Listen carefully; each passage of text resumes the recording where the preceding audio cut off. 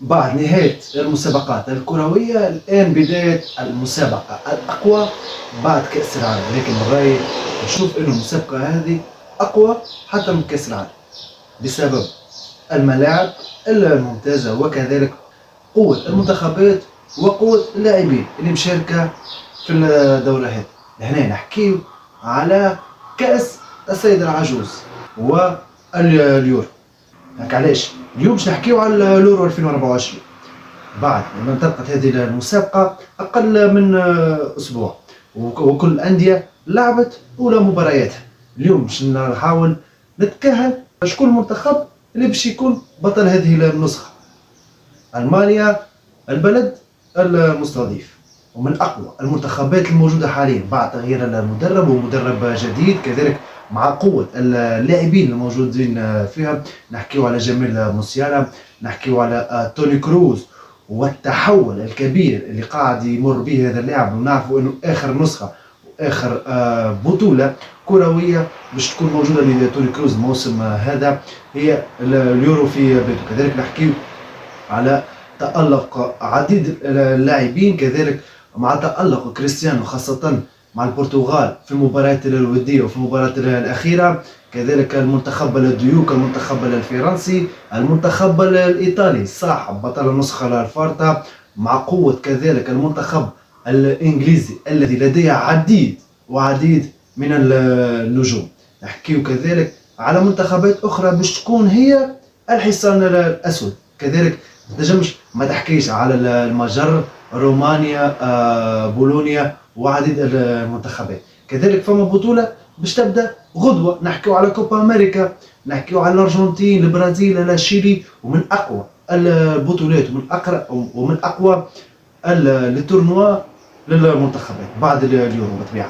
لكن خلينا نرجع في اليورو هذا 2024 وقوة المنتخبات الموجودة. ألمانيا كانت تخلى البطولة بقوة، 5 أهداف في أول مباراتين أمام اسكتلندا. مازال عنده المجر، كذلك المنتخب الفرنسي في أول مباراة ليه باش تكون اليوم، كذلك المنتخب البرتغالي غدوة، المنتخب الإنجليزي البارح بانتصار صعب بنتيجة هدف مقابل 0 مع مردود متميز. كذلك المنتخب السويسري، وهذا المنتخب العنيد اللي في كل مسابقة كان يشارك فيها المنتخب السويسري، ونعرفه خاصة حتى في كأس العالم الفارطة وكأس العالم اللي قبله وفي اليورو. كذلك منتخب عنيد جدا. كذلك نحكيه على البرتغال صاحبة النسخة ما قبل الفارطة بقيادة إيديرو في فرنسا، وهدف 116 دقيقة، والتحول اللي عمله كريستيانو رونالدو خاصة في الفترة هذيك مع البرتغال. كريستيانو ممكن يوصل الآن إلى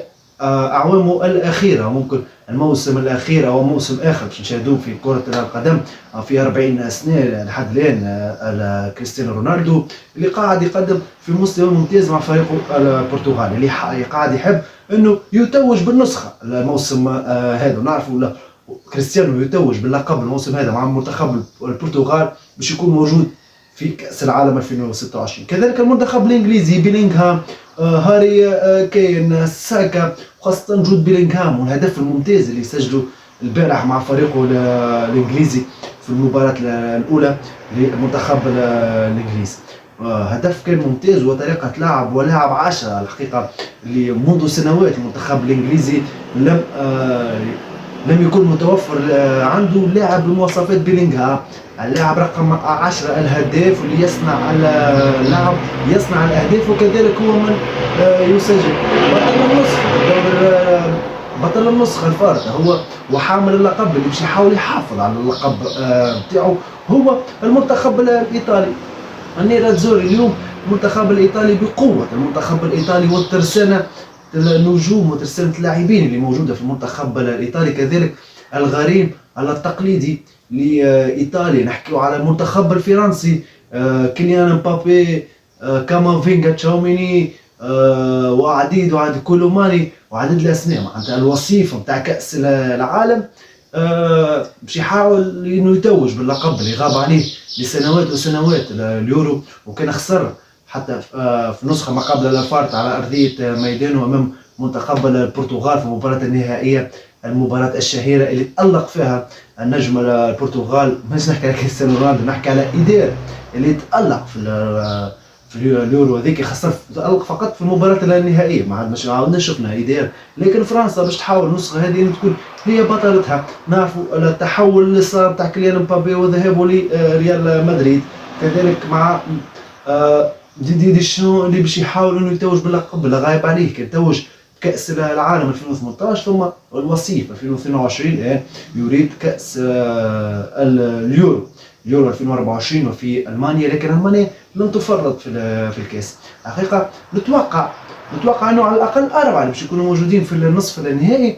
نتوقع البرتغال، فرنسا، ألمانيا، بين إيطاليا وإنجلترا. الحقيقة صعيبة برشا باش تكون بين الاثنين هذوما، بين إنجلترا وإيطاليا. لو باش يتواجهوا مع بعضهم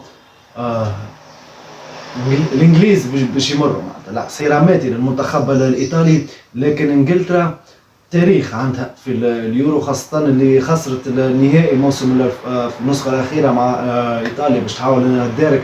والمنتخب الإنجليزي اللي بدل 180 درجة على اليورو تاع النسخة الفارطة، النسخة هذه باش يحاول انه على الاقل يوصل للنهائي او لما لا العودة باللقب. نتوقع كما قلت لكم فرنسا، البرتغال، المانيا، ايطاليا او انجلترا. نقولوا انجلترا في النهائي. نتوقع لو ما فماش مفاجأة، لو نمشيو بالمنطق، المانيا بطل، فرنسا وصيف. لكن هذا بالمنطق، هذا المنطق شنو يقول؟ انت في بلادك مع منتخب قوي برشا، المنتخب الالماني كما قلت لك، هافرتس، جمال موسيالا، توني كروس، غوندوغان، وعدد روديغير في محور الدفاع. التسابق والتلاحق بين حراس المرمى مالورنير وتير شتيغن. الجمهور الالماني اللي قاعد يحاول انه يضغط على مدرب المنتخب الالماني انه يشرك تير شتيغن مكان مانويل نوير، لكن لا، يبقى مانويل نوير القوة الضاربة للمنتخب الألماني. قوة ألمانيا يمكن في حراسة المرمى مانويل نوير، ونعرفوا قيمة مانويل والمردود اللي عداه منذ سنوات قيمته ثابتة. قائد بأتم معنى الكلمة مانويل نوير، مع إمام روديغير وهامز وعدد الأسماء واللي موجودة في المنتخب الألماني. مع المنتخب الفرنسي قلت لك منطقيا انه نهائي بين قطبين من اقوى المنتخبات الموجوده حاليا الان. كيف يجي نحكيو بالاسماء، المنتخب الفرنسي وثم المنتخب الالماني. لكن وبصفه استثنائيه مع وجود هذه البطوله في المانيا، ونعرفوا المانشافت والماكينات الالمانيه خاصه ارضيه ميدانهم ما تساومش المنتخب الالماني، باش يحاول على الاقل انه يكون موجود في الربع النهائي ولما لا في النهائي.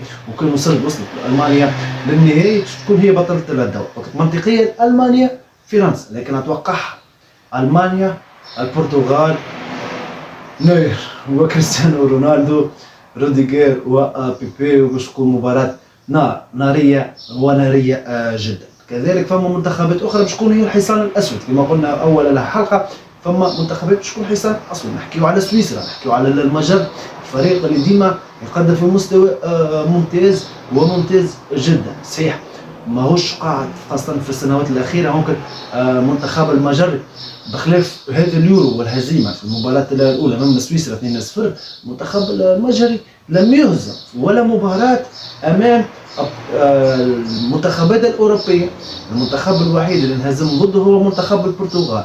لكن هذه المرة سيناريو مختلف، قصة جديدة، حكاية جديدة للمنتخب المجري باش تكون موجودة الموسم هذا. قلت لك سويسرا ممكن تتوقعها نوعا ما تكون موجودة، يا في ستتخطى دور المجموعات، اتوقعها انها باش تكون موجودة في الدور الربع النهائي كأقصى تقدير. كذلك المنتخب الروماني، المنتخب كذلك الصربي، شفنا شنو عمل مع المنتخب الانجليزي البارح والانتصار بصعوبة. المنتخب الانجليزي هدف مقابل 0 كان هدف جود بيلينغهام.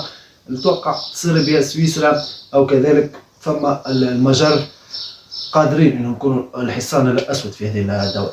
اتوقع انه لو كريستيانو يبدا بالتسجيل في اول مباراة ليه مع البرتغال، دور غدوة في اول مباراة البرتغال غدوة، لو يبدا كريستيانو رونالدو يبدا هو بالتسجيل باش يكون يا الهداف يا ثاني هدافين البطولة، هذا متوقع، هذا حاجة عادية. اليوم عند أفضل لاعب في العالم كريستيانو رونالدو ينجم يكون كان هي هداف الدورة يا وصيف الهدافين. أتوقع هجوم ألمانيا باش يكون من أقوى الهجومين، أقوى الهجوم في هذه البطولة رغم قوة هجوم المنتخب الفرنسي، لكن مع انتصار في المباراة 5-1 المنتخب الألماني نتوقع أن المنتخب الألماني باش يكون قوة هجومية أقوى من المنتخب الفرنسي. اتوقع نهائي كما قلت لكم المانيا البرتغال، ونتوقع المانيا هي بطلة هذه النسخة.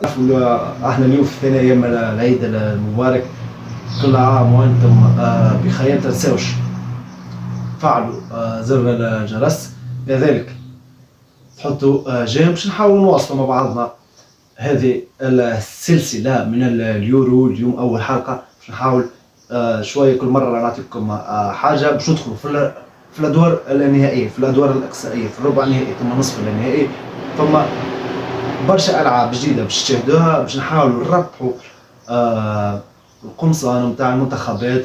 معناتها باش نحاولوا قبل مباراة في الربع النهائي باش نبداو من الادوار الاقصائيه، باش نبداو من الدور الربع النهائي، باش نبداو من الدور الثمانينات، باش نبداو من الدور الربع النهائي، باش نحاولوا نربحوا اقمصه نتاع منتخبات. كل حد باش يتكهن بالمنتخب اللي باش يترشح، اللي باش يتجاوز، اللي باش يوصل. هاو نعطيكم مسابقه نبداها من توا، اللي باش يتكهن معايا على انتصار او فوز المنتخب الالماني بكاس اليورو 2024 باش يكون عنده قميص مال المنتخب المنشافت دوريجين.